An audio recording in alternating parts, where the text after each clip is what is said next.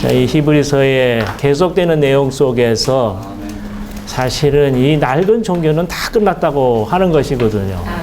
그렇죠? 예. 낡은 종교는 다 끝나고 사신 주님을 누려서 그냥 합당하게 교회 생활을 해야 할 것을 계속 강조하고 있습니다. 오늘 제가 드리는 말씀도 다 똑같은 말씀입니다. 예. 지금 이제 앞 시간에 우리 안효아 형님께서 잘 교통을 해 주셨죠. 예. 사실은 뭐 더 이상 할 게 없는 것 같아요. 예. 좋은 얘기도 두 번, 세 번 계속 들으면은 이게 식상하고 졸리고 시간이 좀 아까울 것 같기도 하고 그렇습니다. 아멘. 오늘 개요가 상당히 뭐 항목들이 많은데 사실은 이렇게 성경 본문을 보면은 성경 본문의 내용을 따라서 그대로 이렇게 정리를 해 놓은 그런 개요들입니다. 그래서 저는 히브리서 10장 1절부터 이게 굉장히 길죠. 한 39절까지 마지막 절까지 10장 전체를 다루는 것입니다. 다루는 것이고 그리고 이제 11장부터는 이제 새로운 항목인 믿음에 대해서 이 믿음에 대해서 유일한 길에 대해서 이렇게 교통을 하고 계십니다.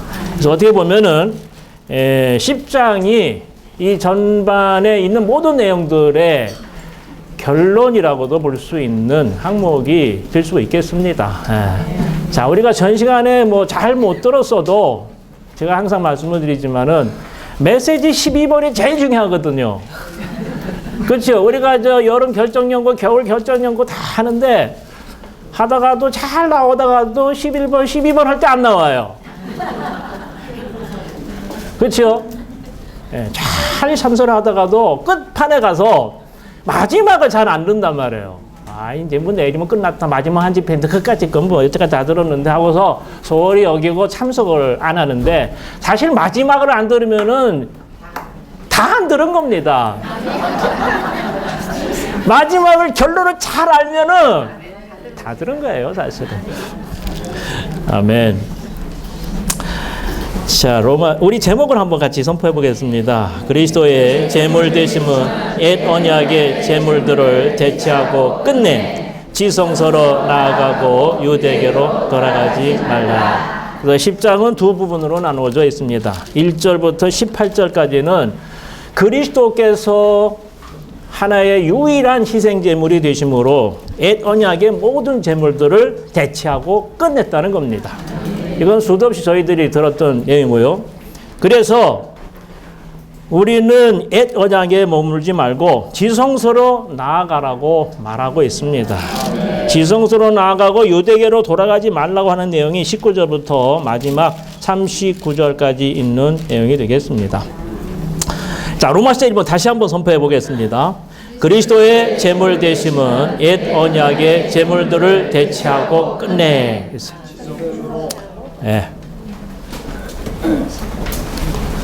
로마서 1번이 그리스도의 제물 되심은 옛 언약의 제물들을 대체하고 끝내는 것입니다. 그리스도 그분이 하나님의 경륜 안에서 두 가지 큰 일을 하셨어요. 두 가지 큰 일을 하셨는데 그 첫 번째 것이 무엇이냐 하면은 하나님의 영원한 목적을 좌절시키기 위해서 들어온 그 죄를 제거하시는 일입니다. 그렇죠. 하나님께서 아담과 하와를 창조하실 때에 바로 들어온 것이 바로 이 죄였어요. 이 죄가 하나님의 영원한 목적을 좌절시키는 것입니다. 그래서 이러한 목적을 좌절시키는 죄를 없이 하는 일을 하는 것이 그분의 두 가지 중요한 일 중에서 첫 번째 것입니다. 그래서 그분은 죄를 없이 하셨고 죄를 제거하셨고 죄를 끝내 주셨어요. 그리고 두 번째 큰 일은 뭐냐면은 이제 죄를 없이 하셨고 죄를 제거하셨고 죄의 문제를 해결하셨기 때문에 이제는 그분 자신을 신성한 생명으로 우리 안에 어떻게 하셨어요? 분배하실 수가 있게 된 것입니다. 두 번째 큰 일은 그분 자신을 신성한 생명으로 우리 안에 분배하시는 것입니다. 이 신성한 생명이 우리 안에 분배되어서 이 신성한 생명이 우리 안에서 역사해서 우리 존재의 모든 부분 안으로 확산이 되어서 결국은 그분의 단체적인 재생산이 되는 것입니다. 자, 두 가지 큰 일을, 첫째는 죄를 없이 하신 것이고 두 번째는 그분 자신을 신성한 생명으로 우리 안에 분배하신 것입니다. 아멘. 10장 1절부터 18절까지의 아주 주요한 사상은 바로 이겁니다. 주님께서 죄를 제거하셨다는 거예요. 옛 언약의 모든 희생 제물들이 할 수 없었던, 성취할 수 없었던 그 일을 주님께서 오셔서 그분 자신을 하나의 희생 제물로 하나님께 드리심으로 이 죄를 해결하셨다는 겁니다. 아멘. 죄를 없애신 것이고 죄를 끝내셨다는 것입니다. 이게 10장 1절부터 18절까지에 있는 내용입니다. 그렇기 때문에 그분은 생명의 법으로, 생명으로 그분 자신을 우리 안에 넣어줄 수가 있었고 새길 수가 있었고 했다는 것을 말씀해 주고 있습니다. 1절을 한번 같이 읽어보겠습니다. 율법은 장차 올 좋은 것들의 그림자이며 실물의 형상 그 자체는 아닙니다. 그러므로 해마다 끊임없이 드리는 똑같은 희생 제물로는 나오는 사람들을 결코 온전하게 할 수 없습니다. 그랬어요. 자, 율법은 그림자입니다. 그림자죠. 그 실물 그 자체가 아니다 그 말입니다. 그래서 그림자 있는 걸 가지고 이 그림자로, 자, 그림자는 바로 옛 언약의 희생 제물들이에요.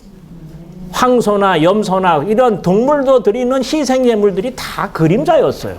실물 그 자체가 아니었기 때문에, 그래서 이런 제물로는 나오는 사람들을 결코 어떻게 할 수 없었어요?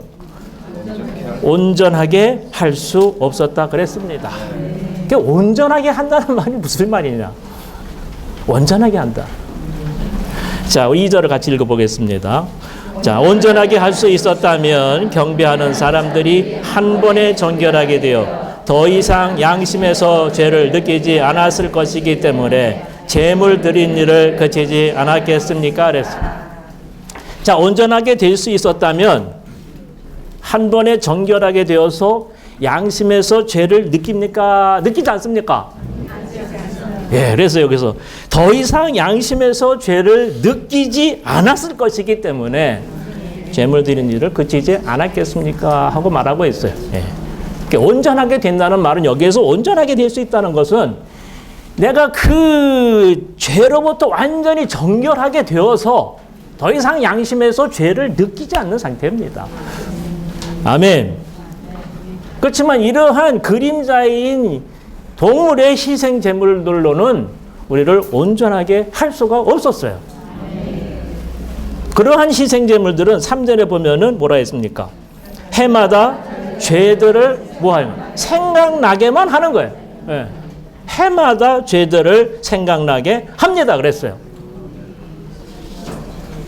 만약에 죄들을 생각나게 한다 하는 말은 죄가 없어진 겁니까? 그대로 있는 겁니까?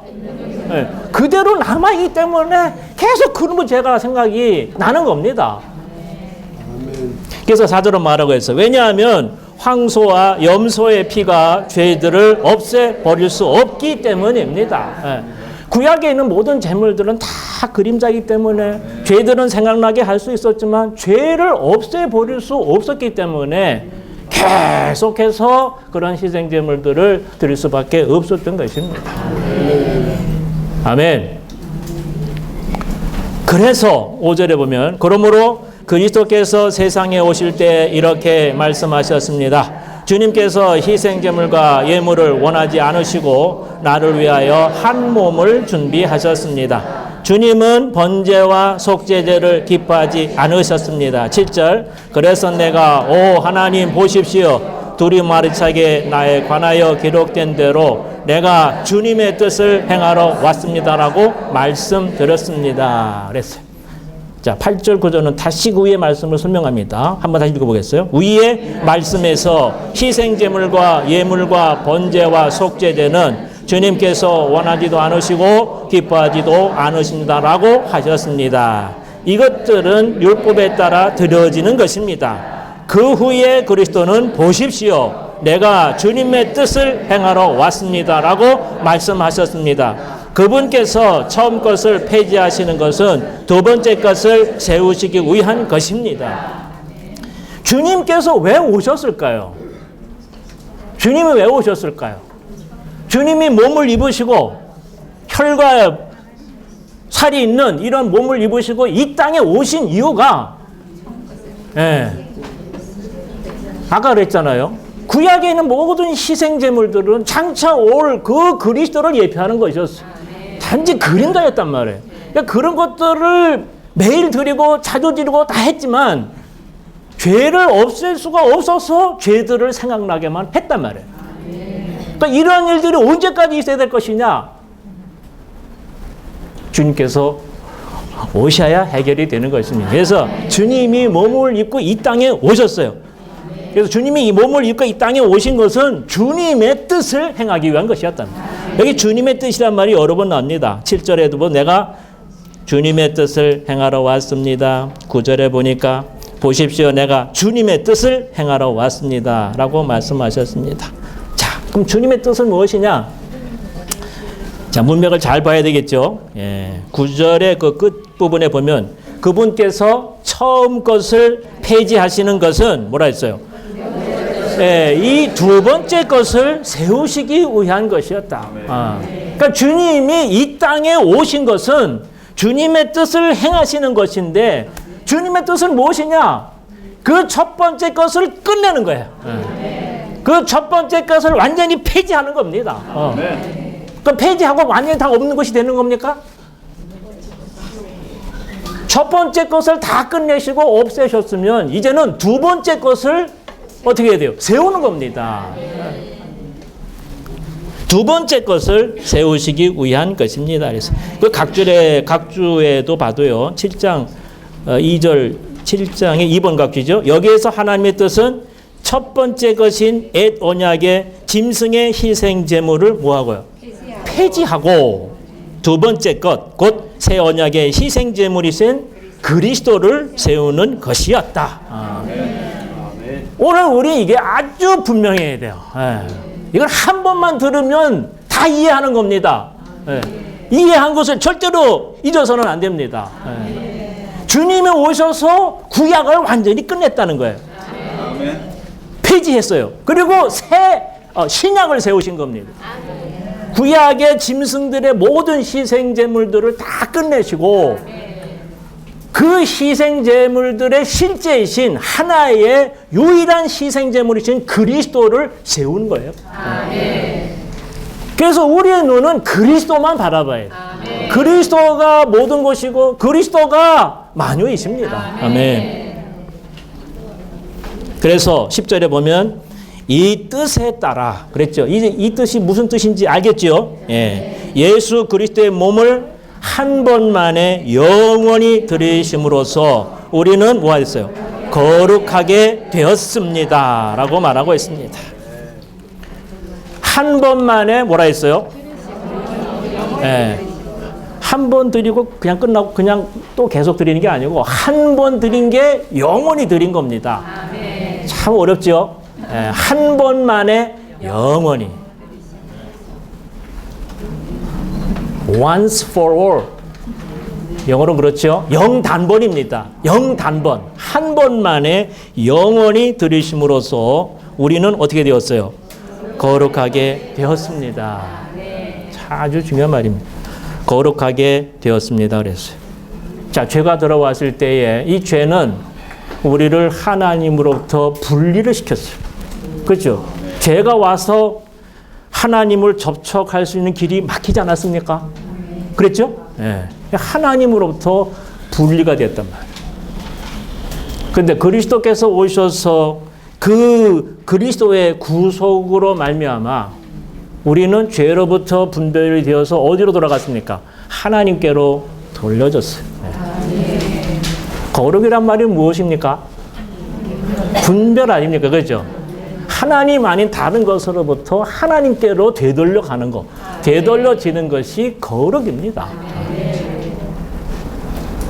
그래서 이 예수 그리스도의 몸을 한 번만에 영원히 들이심으로써 한 번의 그 사건으로 말미암아 우리는 죄로부터 분별이 돼서 하나님께로 되돌아가는, 그래서 하나님과 하나가 되는 거룩함을 우리는 갖게 되었다는 것입니다. 아멘. 이거는 변하지 않습니다. 여러분들은 거룩하게 되었습니까? 아멘.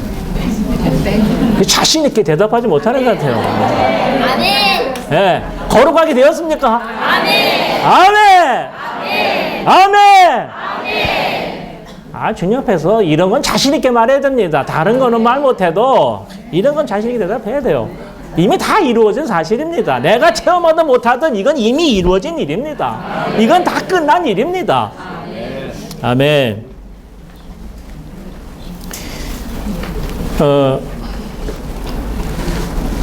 주님께서 이렇게 죄를 없애시고 죄를 제거하시는 일을 완성하셨기 때문에 지금 하늘에 계셔서 서서 계시는 게 아니고 이제 다 끝나서 앉아 계셔요. 앉아 계셔. 구약의 제사장들은 어떻게 했어요? 앉을 일이 없었어요. 앉지를 못해요. 얼마나 참 피곤했겠습니까? 그렇죠? 11절 한번 읽어보겠습니다. 제사장마다 매일 서서 직무를 수행하며 동일한 희생물들을 자주 드리지만 그 희생 제물들은 결코 죄들을 제거할 수 없습니다. 예. 왜 매일 서서 그 희생 제물들을 똑같이 자주 매일 드렸습니까? 죄들을 제거할 수 없으니까, 계속 죄가 있으니까 계속 드립니다. 12절에 그러나 그리스도는 죄들에 대한 하나의 희생 제물을 드리심으로써 영원히 하나님 오른편에 앉으셨습니다. 그랬어요. 예. 죄들에 대한 하나의 희생 제물을 드리심으로써 영원히 하나님 오른편에 앉으셨습니다. 이제는 설 일이 있어요, 없어요? 없습니다. 주님이 영단번에 자신의 몸을 희생제물로 드리심으로 영단번에 우리를 거룩하게 하셨고 온전하게 하셨고 죄를 제거하셨고 죄를 없애하셨고 죄를 깨끗이 해결하셨기 때문에 이제는 해결할 게 없어요. 그래서 할 일이 없으신 거란 말이에요. 그러니까 앉아 계시는 것입니다. 그냥 앉아 계시는 것입니다. 언제까지 앉아 계십니까? 네. 13절에 보면 그 후로 그분은 그분의 원수들이 그분의 발 받침대가 될 때까지 기다리고 계십니다. 예, 단지 지금 앉아 계시는데 앉아 계셔도 좀 불편하신 것 같아요. 이 발등상에 있으면 더 좋죠, 그죠? 그래야 여기 허벅지에 피도 잘 통하고 저리지도 않고 아마 그러신지 모르겠지만 아멘. 14절 읽어보겠습니다. 왜냐하면 그분께서 하나의 제물을 드리심으로써 거룩하게 되고 있는 사람들을 영원히 온전하게 하셨기 때문입니다. 자, 거룩하게 되고 있는 사람들을 영원히 어떻게 했어요? 온전하게 하셨습니다. 온전하게 하셨습니다. 아까 2절에 그랬죠. 온전하게 할 수 있었다면 경배하는 사람들이 한 번에 정결하게 되어 더 이상 양심에서 죄를 느끼지 않았을 것이기 때문에 죄를 드리는 일을 그치지 않았겠습니까? 그래서 우리는 거룩하게 되었고 완전히 온전하게 되었기 때문에 다시 제물을 드릴 일이 있어요, 없어요? 없습니다. 없습니다. 주님은 모든 일을 다 성취하시고 지금은 승천하셔서 하나님 오른편에 영원히 앉아 계십니다. 주님께서 하나님 오른편에 영원히 앉아 계신다는 이 사실이 우리 각주에 보면 죄들을 제거하는 일이 성취되었다는 표시요 증명이다 그랬어요. 죄들을 제거하는 일이 성취되었다는 표시요 증명이다. 그분은 그곳에 영원히 앉아 계신다. 따라서 그분은 죄를 처리하시기 위해 더 이상 어떤 것도 하실 필요가 없으시다. 그분은 한 번만에 영원히 그 일을 이루셨습니다.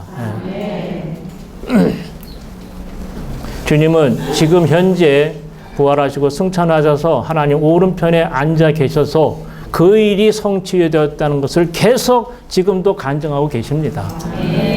간증하고 계십니다. 그런데도 불구하고 이 모든 일들이 다 이루어지고 모든 것들이 다 해결되는데도 불구하고 다시 유대교로 돌아가서 다시 희생 제물들을 드린다면 어떻게 되는 겁니까?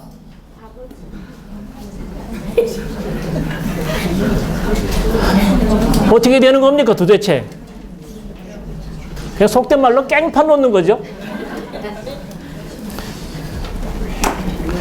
성령도 증언한다 그랬어요.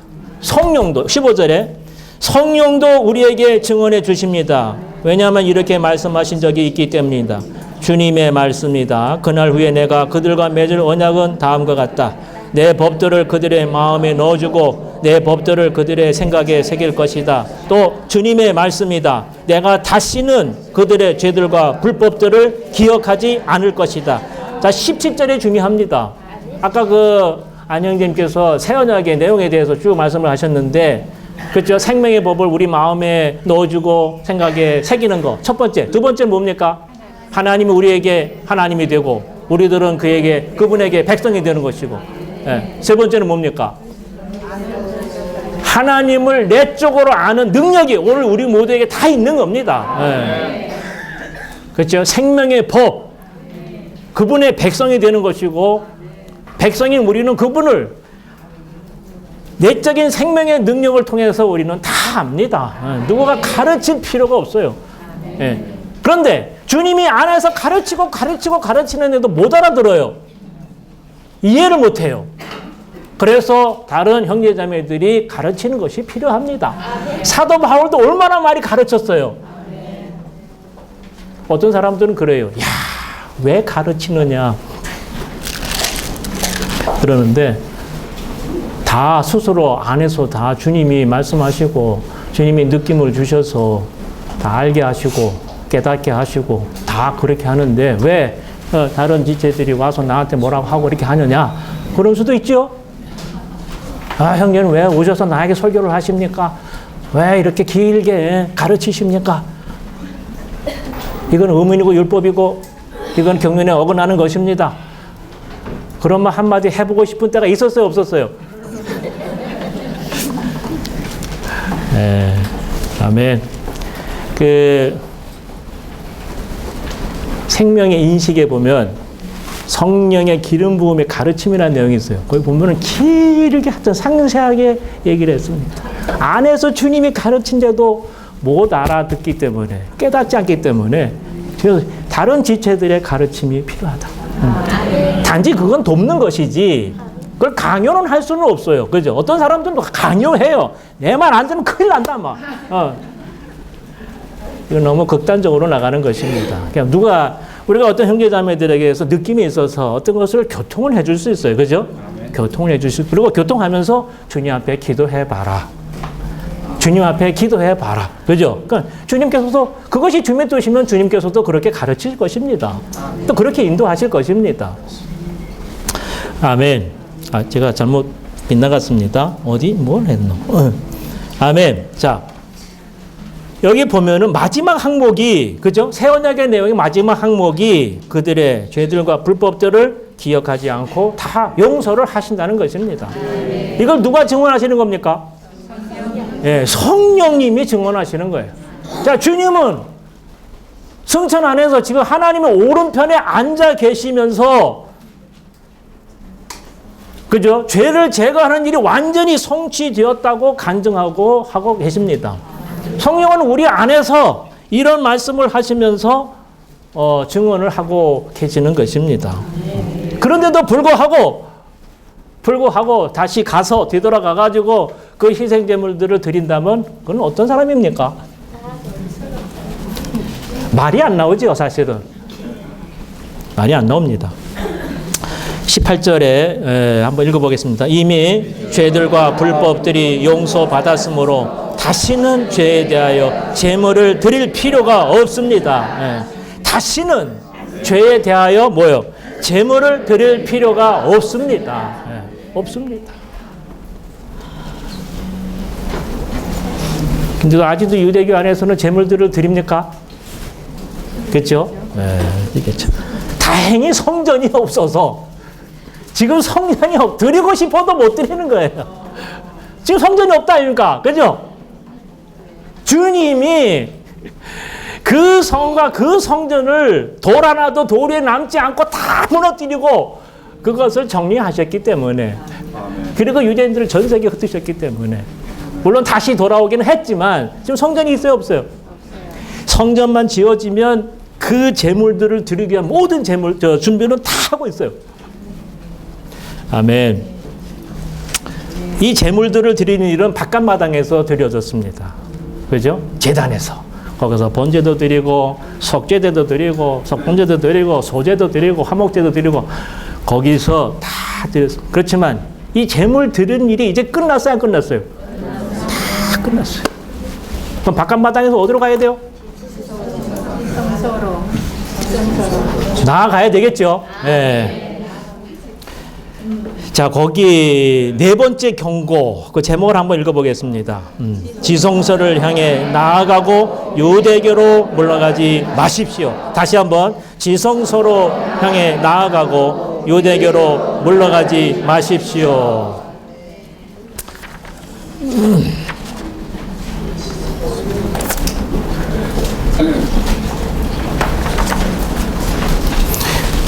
19절 한번 읽어보겠습니다. 그러므로 형제님들, 우리가 예수님의 피로 말미암아 담대하게 지성소에 들어가게 되었습니다. 20절, 예수님은 휘장 곧 그분의 육체를 통해서 우리를 위하여 새롭고 살아있는 길을 열어 놓으셨습니다.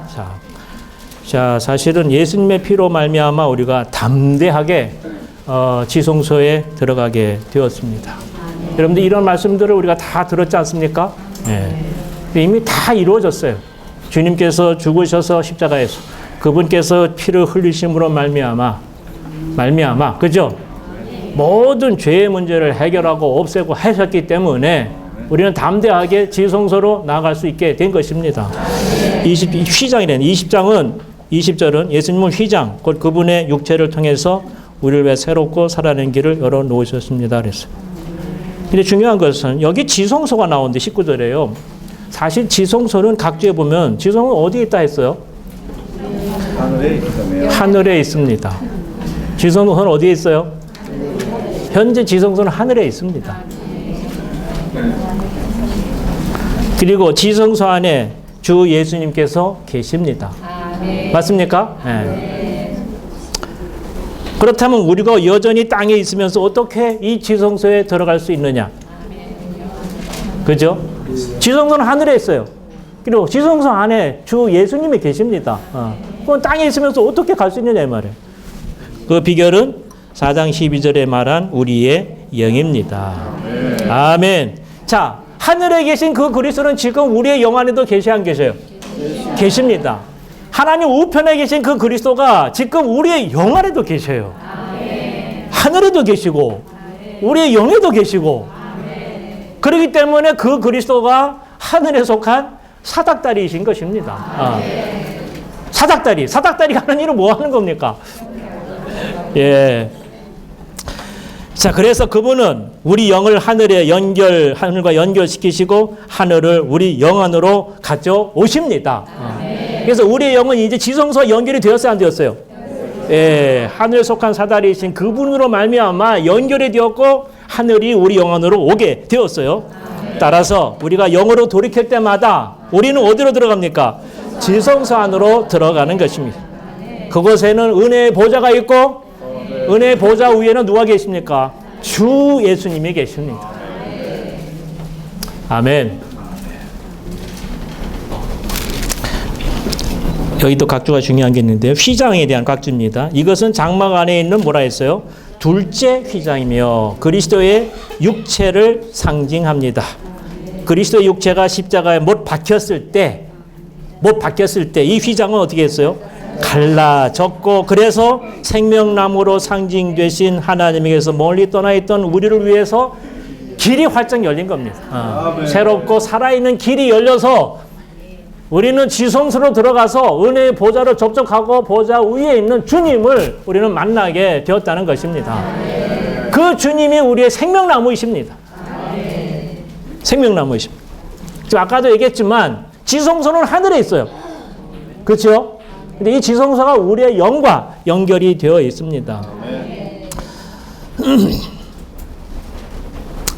그 각주 후반부에 보면 이것은 우리의 옛사람이 그리스도와 함께 십자가에 못 박혔기 때문에 우리의 옛사람이 그리스도와 함께 십자가에 못 박혔기 때문에 그리고 우리의 영 안에서 어디서?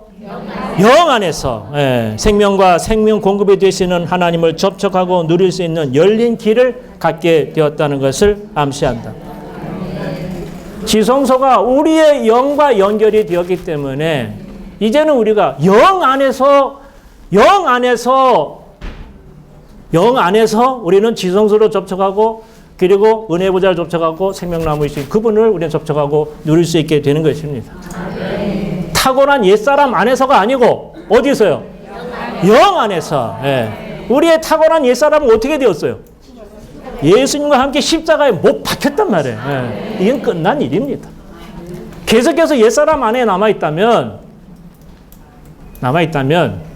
주님께서 길을 열어놓으셔도 들어가지 못하는 것입니다.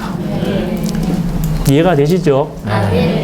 지성소는 우리의 영과 연결이 되었기 때문에 우리가 영 안에 들어가서 영 안에 있을 때 우리는 지성소 안에 있게 되고 은혜의 보좌를 누리고 그분을 생명나무로 누릴 수 있게 되는 것입니다. 아멘. 21절에 보면 또 우리에게 하나님의 집을 다스리시는 뭐가 있어요? 위대한 대제사장이 계십니다. 하나님의 집을 다스리시는 위대한 제사장. 참 말이 어렵지요. 하나님의 집은 뭡니까?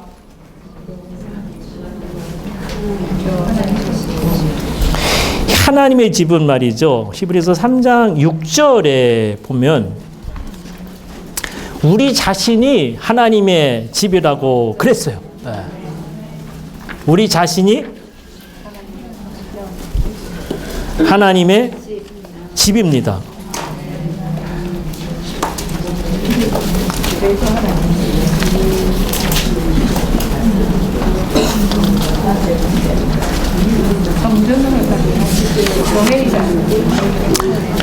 맞죠? 우리 교회가 하나님의 집입니다.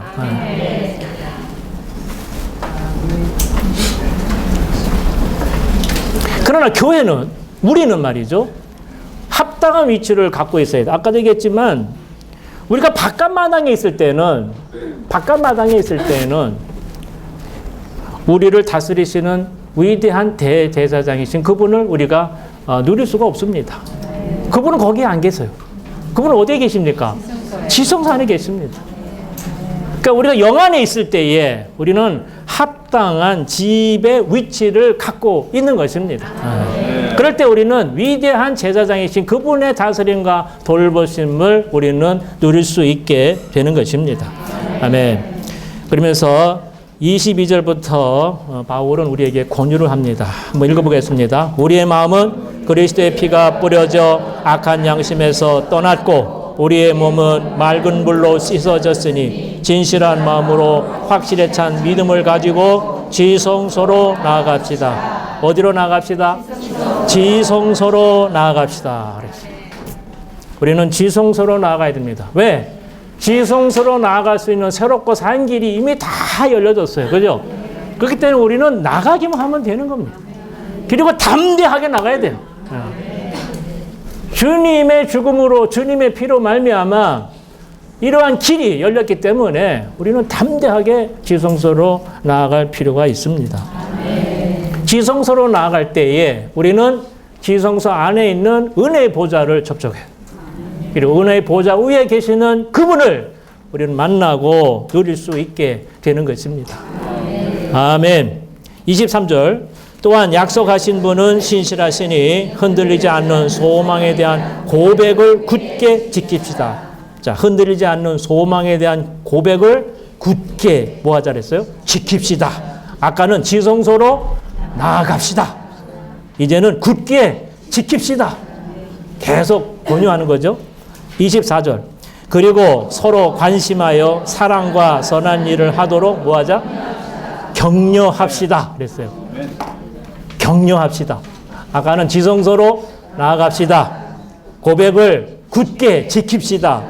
그리고 격려합시다. 그랬어요. 그죠? 서로 관심하고 격려합시다. 아멘. 또 뭐 하자 했냐면은 25절에 어떤 사람들에게 있는 습관처럼 우리 자신의 모임을 포기하지 말고 오히려 서로 권유합시다. 그날이 가까이 오는 것을 볼수록 더욱 그렇게 합시다. 뭐라 했어요? 예, 우리 자신의 모임을 포기하면 오히려 서로 권유합시다. 합시다가 4번 나오죠. 예, 지성소로 나아갑시다. 고백을 굳게 지킵시다. 선한 일 하도록 격려합시다. 오히려 서로 권유합시다. 뭘 권유하자는 겁니까? 예, 우리 자신의 모임을 포기하지 말고 서로 모이도록 권유합시다. 예. 그날이 가까우는 것을 볼수록 더욱더 그렇게 모이도록 권유합시다. 아멘. 자, 여기 보면 우리 자신의 모임을 포기하지 말고 라는 말이 나옵니다. 우리 자신의 모임은 우리가 그리스도인으로서 함께 모이는 것입니다. 네. 당시 유대인 믿는 이들은 전에는 어디에 있었어요? 유대인들의 모임에 나갔었어요. 그러다가 주님을 믿고 그 모임에서 나와서 유대교에서 나와서 그리스도인이 되었고 그리스도인의 모임에 참여를 하게 된 것입니다. 아멘. 그래서 각 주에 보면은 그리스도인 모임에 참여했는데 이것은 그들이 유대교에서 분리되는 것과 동일한 것이었다. 맞죠? 예, 유대교 모임에 나가다가 거기서 나와서 그리스도인 모임에 참여를 하기 때문에 이제는 유대교에서 분리가 되었다 그 말입니다. 예. 그러므로 그들 중 누군가가 유대교 모임으로 뒤돌아갔다면 다시 여기서 모이다가 유대교 모임으로 뒤돌아갔다면 그들은 하나님의 신약 경륜에 따른 합당한 그리스도인의 모임에서 뭐가 되는 거예요? 분리가 되는 것입니다. 아까는 유대교의 모임에서 분리가 됐었는데 모이다 다시 돌아가면은 여기 합당한 그리스도의 모임에서 뭐가 되는 거예요? 분리가 되는 거예요. 따라서 바울은 그들에게 그리스도인으로서 그들 자신의 모임을 포기하지 말라고 권유를 했다고 말하고 있습니다. 이게 아주 중요한 문제입니다. 우리 자신의 모임을 떠나서 이전의 모임으로 간다면 여기에서는 분리가 되는 거예요. 그들과 하나가 되는 것입니다. 아주 심각한 문제입니다. 우리들의 모임은 너무나 중요해요. 너무나 중요해요. 이것이 바로 고의적으로 죄를 범하는 것입니다. 26절에 왜냐하면 우리가 진리에 관한 지식을 받아들인 후에도 뭐라 했어요? 고의적으로 죄를 범하면 고의적으로 죄를 범하면 그랬어요. 예. 죄들에 대한 희생제물은 더 이상 없습니다. 왜 없습니까? 죄들에 대한 희생제물은 더 이상 없어요. 왜 없어요? 자 보십시오. 아까 그랬잖아요. 구약의 옛 어장의 모든 짐승의 희생제물들은 이미 다 어떻게 됐어요? 다 끝났습니다. 다 폐기되었어요. 다시 제물들을 드릴 일이 있어요? 없어요? 없습니다. 그 말입니다. 그러니까 고의적으로 죄를 범하면 죄들에 대한 희생제물은 더 이상 없고 뭐가 있냐 하면은 27절에 오직 무서울 것으로 예상되는 심판과 그랬어요. 대적한 자를 삼켜버릴 맹렬한 뭐가 있어요? 불만 있을 것이기 때문입니다. 심판과 이 불이 있게 된다는 걸 말하고 있어요. 그럼 무섭죠? 끔찍하죠? 아멘.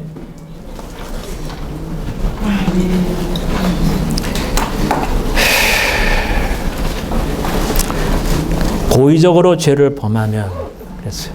고의적으로 죄를 그냥 뭐 우연히 죄를 범하는 게 아니고요.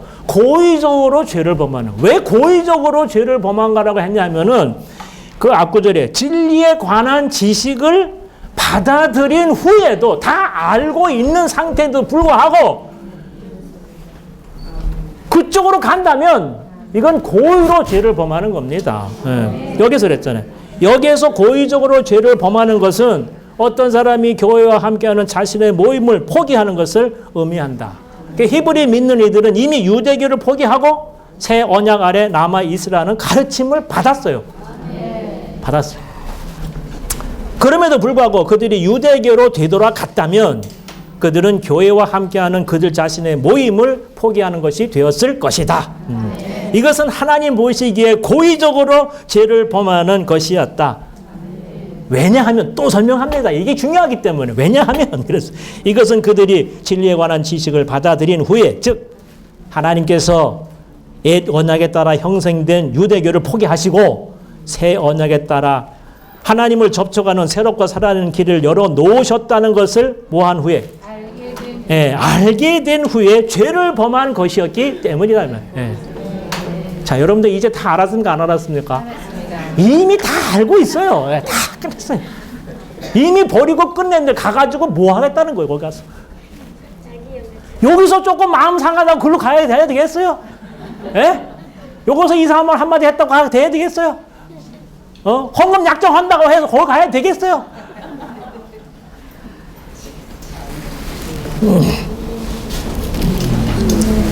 가는 건 좋은데 여기 주님의 심판이 있어요. 맹렬한 불이 있어요. 그랬어요. 29절에서 하물며 하나님의 아들을 짓밟고 자기를 거룩하게 해준 언약의 피를 하찮은 것으로 여기며 은혜의 영을 모욕한 사람은 얼마나 더 심한 형벌을 받게 될 것인지를 생각해 보십시오. 그랬어요. 여기에 각주에 아주 잘 설명해 나왔어요. 하나님의 아들을 왜 짓밟는 것입니까? 하나님의 아들이 오셔서 자신을 하나의 유일한 희생 제물로 하나님께 드리심으로 구약의 모든 희생 제물들을 다 대체하시고 끝내셨단 말이에요. 그래도 다시 가서 제물들을 드리면 어떻게 되는 거예요? 이건 완전히 하나님의 아들을 짓밟는 거라고. 짓밟는 거예요. 뿐만 아니라 거룩하게 해준 언약의 피를 하찮은 것으로 여기며, 그러니까 짐승의 희생제물 드릴 때에 피를 흘리죠, 그렇죠? 피를 흘리면서 그 피를 의지하게 된다면 주님의 보배로운 피를 하찮은 것으로 여기는 그런 죄를 범하는 것입니다. 주님의 피가 이 어떠한 피입니까, 그렇죠? 주님의 피가 해결하지 못한 게 있습니까? 주님의 죽음과 주님의 피가 해결하지 못한 게 하나도 없단 말이에요. 모든 일을 다 성취하시고 모든 일을 다 끝내셨는데 가서 짐승을 잡아가지고 피를 드리고 이렇게 한다면 주님의 피를 하찮은 것으로 여기는 것입니다. 뿐만 아니라 은혜의 영을 모욕한 사람은 은혜의 영. 자, 주님께서 이렇게 자신을 희생제물로 하나님께 드리심으로 죄의 문제를 완전히 해결하셨기 때문에 그분이 오늘 우리 안에 은혜의 영으로 성령으로 들어오실 수가 있는 겁니다. 들어오셨죠, 그죠? 들어오셔서 우리 안에서 운행하셔요. 운행하신단 말이에요. 근데도 불구하고 다시 돌아가서 그 짐승의 희생제물을 드리고 피를 드리고 그렇게 한다면 어떻게 되겠어요? 아직 죄가 해결이 안 됐다는 것이죠. 그죠? 아직 내 안에는 성령이 없다는 것이잖아요.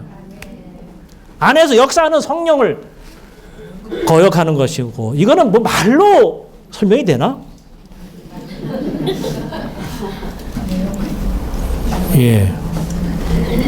그랬어요. 만일 그들이 유대교로 되돌아갔다면 그것은 그들 안에 거하시고 그들 안에서 일하시는 은혜의 영께 고의적으로 죄를 범하여 그분을 모욕하는 것이다. 주님이 현재 우리 안에 들어와 있어요. 아멘. 왜 들어와 계십니까? 죄의 문제가 다 해결됐기 때문에 들어오실 수 있는 거예요. 이게 해결 안 되면 들어오실 수 있습니까? 우리가 인생의 비밀 전할 때에 그릇이 깨끗해야 거기다 뭘 담을 수 있는 것이지 먼저는 그릇을 깨끗이 치워야 될 거 아닙니까? 그죠? 주님께서 십자가에서 돌아가시고 피를 흘리셨을 때에 그 그릇에 더러운 것들을 다 씻어내고 정결케 하신 것입니다. 그리고 그 안에 내용으로서 그분이 들어오실 수 있게 되는 거예요. 그분을 담을 수 있게 되는 것처럼 그렇습니다. 이렇게 들어오셨는데 안에서 역사하시는데도 불구하고 그가 다시 이걸 모든 걸 다 부정하고 가서 그 일을 한다면 그처럼 어리석은 일은 없고요. 그처럼 어리석은 사람에 대한 대답은 이거밖에 없어요. 심판하고 이 불만이 있는 것입니다. 저 같아도 한번 이렇게 하겠어요. 다 해줬는데도 불구하고 이게 가벼운 일입니다. 주님이 십자가에서 죽으신 거란 말이에요. 주님이 십자가에서 피를 흘리신 거란 말이에요. 그러면서 하나님의 경륜을 성취하신 거란 말이에요. 그분이 우리한테 들어오셨어요. 이건 엄청난 일입니다. 아까 그랬잖아요. 하나님의 경륜 안에서 그리스도가 한 두 가지 일이 있다래. 죄를 해결하신 것이고 그분이 우리한테 들어오신 겁니다. 그러니까 이거를 부인하고 다시 간다고 하는 거는 이처럼 어리석은 일은 없는. 바울이 이렇게 좀 조용하게 얘기해서 그렇지 아마 제 목소리보다 컸을 것 같아요. 이게 31절 보면은 살아계신 하나님의 손에 떨어지는 것은 두려운 일입니다. 물론 이걸 그렇다 해서 멸망을 하는 건 아닙니다. 그렇죠? 그러나 그분의 형벌을 우리는 받아요. 구원 한 번 받으면 한 번 구원 받은 거는 잃어버릴 수 있어요, 없어요? 네. 그렇지만 이러한 형벌은 받게 되는 것입니다. 언제 받습니까? 너무 잘 알죠? 자, 38절 보겠습니다. 오직 나의 의인은 믿음으로 살 것이다. 그가 뒤로 물러간다면 그에 대한 나의 마음은 기쁘지 않을 것이다 라고 하셨기 때문이다. 그러나 우리는 뒤로 물러가 황폐하게 되는 사람들이 아니라 믿음을 가져 혼을 얻게 되는 사람들입니다. 뒤로 물러가 황폐하게 되는 사람들이 아니고 우리는 믿음을 가져 혼을 얻게 되는 사람들입니다. 이 황폐하게 되는 일이 아까 말한 주님의 손으로부터 형벌을 받는 일인 거예요. 여러분들 형벌 받기를 원하십니까? 네. 살아계신 하나님의 손에 뭐라 했을까? 떨어지는 것은 두려운 일입니다. 그래서 오늘 우리는 종교를 미워해야 돼요. 아까 찬송가에 나와 있었죠? 항상 그 종교가 우리를 괴롭힙니다. 시시때때로 우리를 유혹하고 우리를 종교 안으로 끌어가기 위해서 우리는 늘 깨어서 영 안에서 우리는 살아계신 하나님을 접촉하고 절대로 교회를 떠나지 말고 다시는 종교로 들어가지 말고 가봐야 아무것도 없어요. 거기 가봐야 아무것도 없습니다. 아무것도 없어요. 가봐야 머리만 힙니다.